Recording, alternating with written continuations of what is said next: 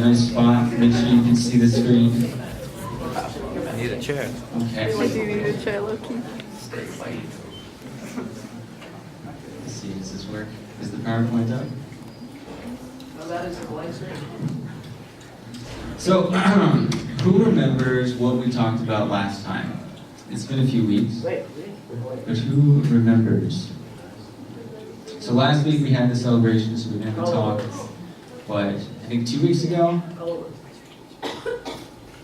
Oh yeah.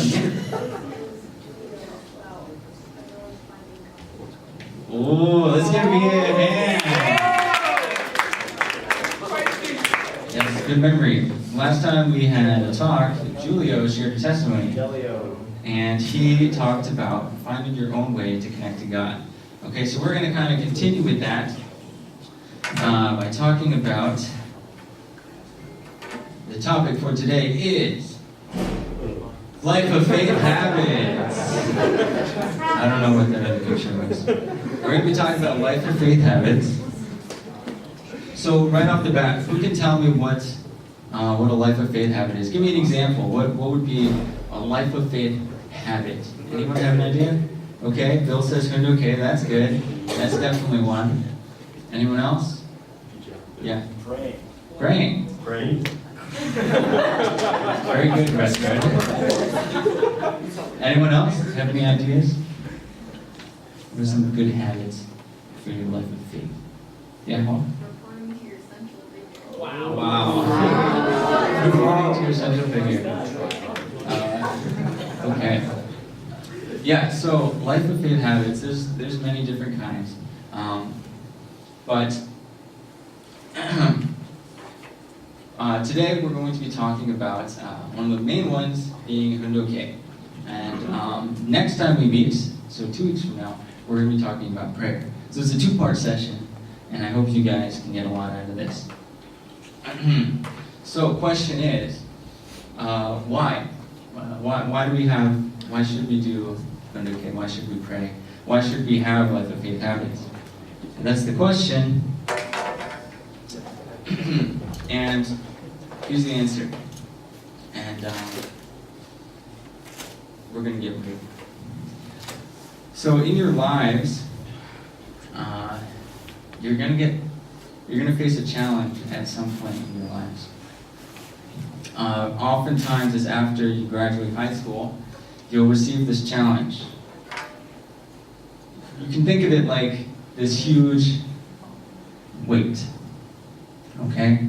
And your challenge is to pick that up. Now, yeah, in life, you will get challenged. Your faith will get challenged.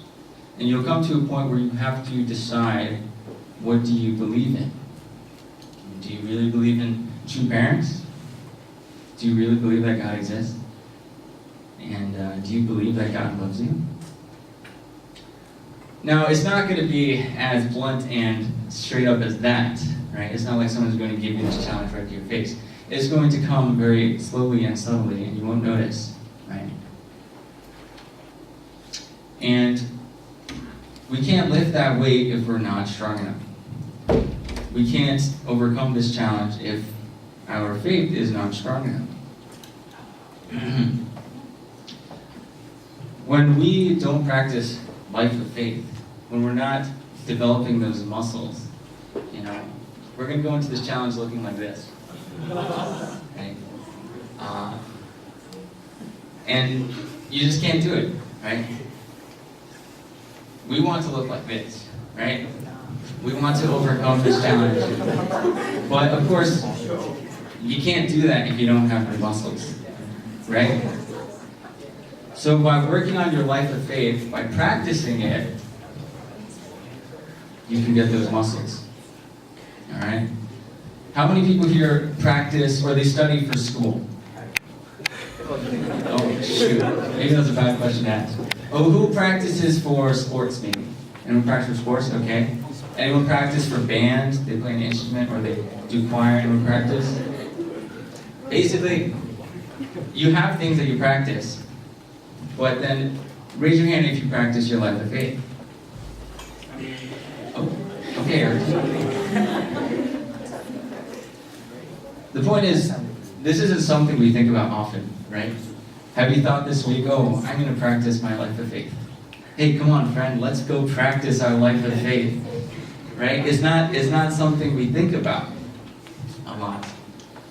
But I want you guys to think about it so that you can succeed when that challenge comes.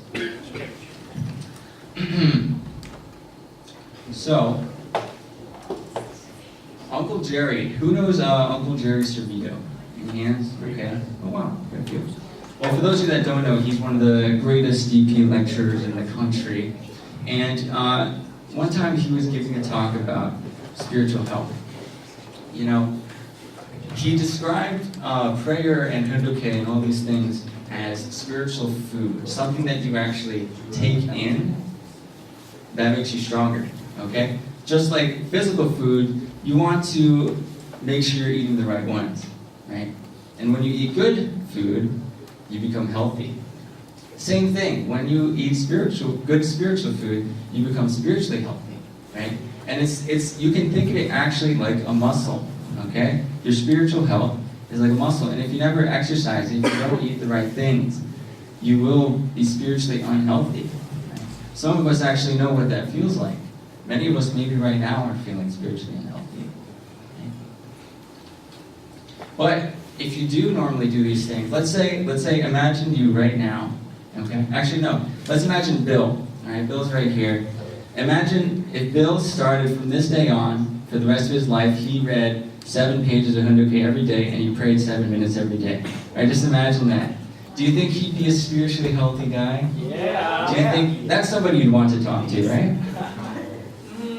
This is the point I'm trying to get across. If you take in good spiritual food, you can become healthy, okay? So let's talk about what's some good spiritual food. What do you guys think?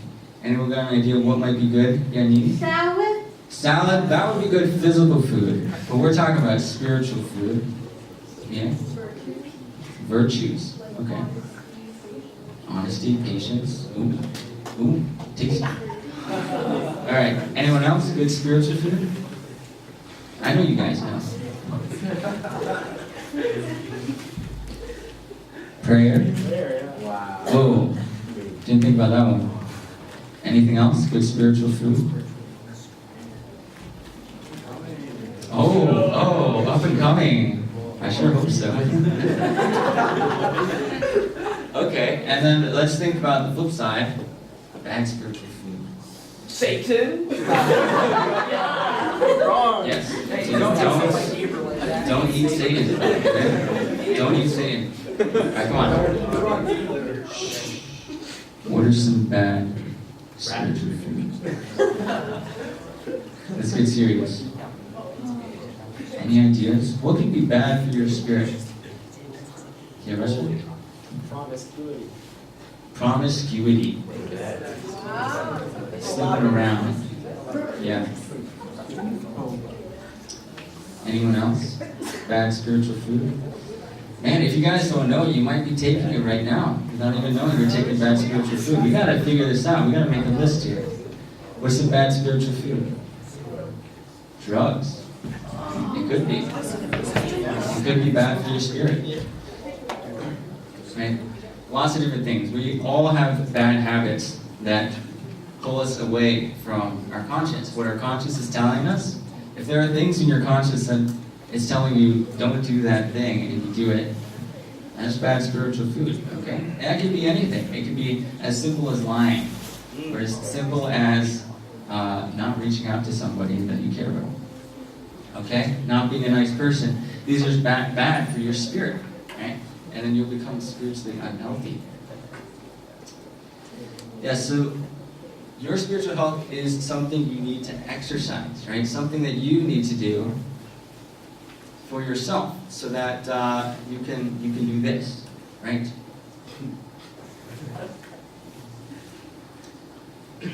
So, hundoke is very good for your spiritual health, actually. But its value doesn't only come from what you're reading, but it actually comes from your desire to get something out of it, right? Who here has done hundoke before? Okay, a good amount of us. Now, think about that time you did hundoke. Was it your idea, or was it someone else's idea to do hundoke? It's probably someone else's idea to do hundoke, right? And I feel when that is the case, oftentimes it goes over our head, right? We don't get so much out of the hundoke we're reading. But imagine this. Imagine you waking up first thing in the morning, open up that Chansamgyang, and reading some good old words from Chi Father. If you do this on your own accord, that's where you actually gain the most, right? Because that's you doing that is symbolically saying, I want to gain something, right? No one's telling me to do this. I want to do this, okay? That's where the real gain comes from. And, you know, when Julio was giving his talk, afterwards, we were having that discussion, and I think Ayrton, he brought up this point that if we just follow what everyone else is doing, if we never really make it our own, then we're not going to be happy. We won't know what we actually believe in, right? I could talk to you guys all day, but what really matters is what you do with it, right? Do you choose to learn more about this on your own? Do you choose to read hundoke? Or do you just listen and then, yeah, okay, I guess it's true. And then just assume and just not make it your own. Right? The point, you have to really try this for yourself, okay? I can't make you believe in God just by talking, right? I can't make you believe in true parents just by talking. But you have to actually put in the effort, right? There's a good quote, classic. If you don't stand for something, you'll fall for anything, okay? If you don't know what this movement's about, if you don't know anything about God, you really don't have anything personal connection to it, then it's just going to fall by the wayside, right? You're going to forget about it. And when you face that challenge, when you face that huge weight, you won't be able to pick it up, okay? So, I want to explain more of this idea of the weight and what actually it looks like. I've been talking about this weight, but I haven't been telling you what it actually looks like. You know, when you're in college, things are much more difficult. As you get older, you start asking yourself more difficult questions. What do you want to do with your life? What do I believe in?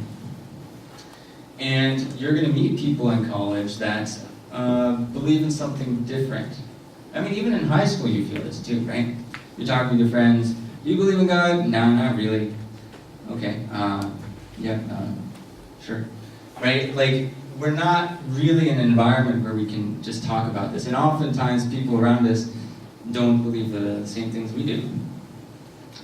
And when you're in college, you might meet someone that's really attractive, and it's very easy to forget what your reasoning for saving yourself for someone when you come across these people in college. And the reason why I say we're getting real is because this is kind of what happened to me. When I was in high school, I came to Up&Coming every week, and I had my friends came every week, and just like you guys, right? Like, you have such a good time, and you really you love Up&Coming, but then it was mainly just for the friends, right? I came to Up&Coming to see my friends, and my friends came just to hang out with their friends, but we never really had the opportunity to make it real. I never had the opportunity to really personally try to figure out what we believe in. So the problem with that, the problem if your faith is just based off of your friends is that it makes it very easy to stop believing once your friends change or you leave home, right? This is a picture from Up&Coming, back when I was in high school. Can we get this front lay off so we can see? You might be able to recognize some of the faces here. I think I'm right. Where am I? I'm right here. Once we get the light off, you'll be able to see. I don't know what year this was, but maybe like 6, 7 years ago. I'm right here. I'm in high school. And hey, there's James. Yeah. Right? Now, there's people in this picture that